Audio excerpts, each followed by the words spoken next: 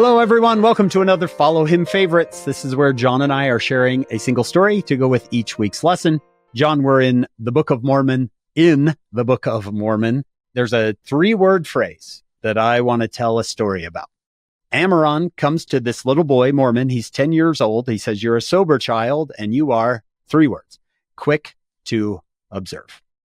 John, I have a story about a man who was not quick to observe. All right. I'm hoping you'll get a good laugh out of this. It was told by President Hinckley in conference years and years ago. Oh, does it involve bricks and a bucket, Hank? It does. It does. Here we go. I can't wait. It appeared that a company in England owned a building in the West Indies. A violent storm damaged one of the buildings, and a man was sent to make repairs. Of his experience, he wrote to the manager as follows: "Dear sir, when I got to the building, I found that the hurricane had knocked some of the bricks off the top.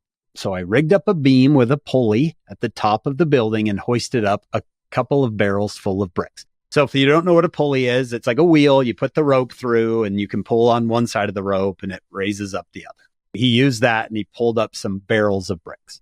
I fixed the building, but there was a lot of bricks left over.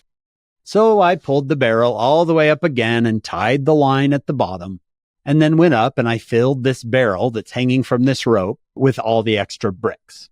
Then I went to the bottom and I untied the rope. Unfortunately, the barrel of bricks was heavier than I was. Before I knew what was happening, the barrel started down, jerking me off the ground. I decided to hang on. Halfway up, I met the barrel coming down and received a severe blow on the shoulder. I then continued all the way to the top, banging my head against the beam and getting my finger jammed in the pulley. Oh. When the barrel hit the ground, it burst apart, allowing the bricks to spill out.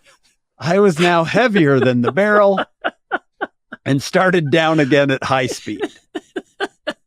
Halfway down, I met the barrel coming up and received severe injuries to my shins. When I hit the ground, I landed on the bricks, getting several painful cuts from the sharp edges. At this point, I must have lost my presence of mind because I let go of the rope. So here comes what?